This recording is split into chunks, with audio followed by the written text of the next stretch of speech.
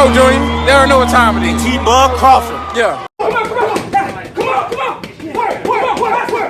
Drop down. Hands up. Drop down. Drop down. Hands up. Dig. Let's go. Let's go. Let's go. Let's go. Let's go. Let's go. Let's go. Let's go. Let's go. Now, I actually wasn't planning on doing a Spence versus Crawford video this soon. I felt that we talked about pretty much everything we need to talk about up until now, until something else comes up, but something else just came up. And yeah, one of the narratives or storylines between Errol Spence and Terrence Crawford that fans like to talk about is the fact that Terrence Crawford's victory over Shawn Porter pretty much meant nothing. Kenny Porter came out and pretty much dismissed and downplayed the victory, said that Shawn Porter didn't train hard this camp, et cetera, yada, yada, yada. Now, Shawn Porter himself said something a little differently from his father, but a lot of fans, guys who are not in the favor of Terrence Bud Crawford, seem to want to stick to this. Stick to the fact that Kenny Porter said that Shawn Porter didn't listen to him. Stick to the fact that Kenny Porter retired shortly after the Crawford fight, et cetera, et cetera, et cetera. So Crawford's victory over Shawn Porter didn't mean nothing, right? But lo and behold, sure enough, Kenny Porter did the same thing to Errol Spence Jr. Yeah, that's right. I think a lot of people forgot, but yeah, he said it. Check it out. Kenny, was this your son's toughest camp, like where he pushed himself? No. This wasn't that? Because I know I've been to some of your camps. No, you've seen tough camps. This wasn't a tough camp, and here's the reason why. Because I'm gonna tell you the reason why. It'll make perfect sense to you. After the Ugas fight, he took 1 week off. 2 weeks after the Ugas fight, he started cross-training. Him and Larry just started doing some regular workouts, nothing to do with boxing.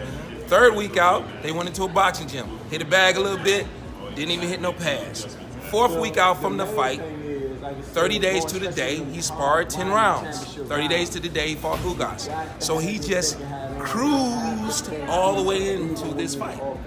He never had to crank it up or do anything really hard.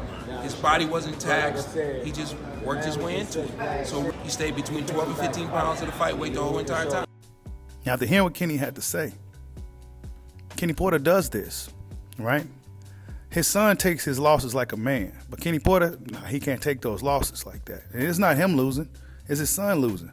But Kenny Porter feels that he got to go out of the way and try to say, you know, my son didn't listen to me, or my son this, my son that, just to kind of downplay the victories that the other fighters obtained over his son. But another false narrative has gotten debunked. Salute to Black Picasso for finding this, right? But another narrative has gotten debunked. First, they said that Kell Brook was a better version of Kell Brook that fought Errol Spence than Terrence Crawford. We already dispelled that narrative, right? We already dispelled that. Kell Brook came out himself and debunked that, right? And then it was still the narrative lingering around that, Errol Spence fought a better version of Shawn Porter than Terrence Crawford did. Well, based off of this old interview, and good thing for the internet, the receipts that stayed at a digital imprint will always be there.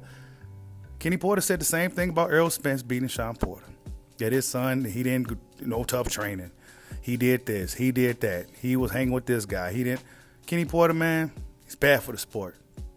And I felt like if anybody beat his son, he's going to always have some type of excuse at why his son lost. Now, Shawn Porter, he's going to take the high road because he's a real warrior and a true gentleman and a scholar.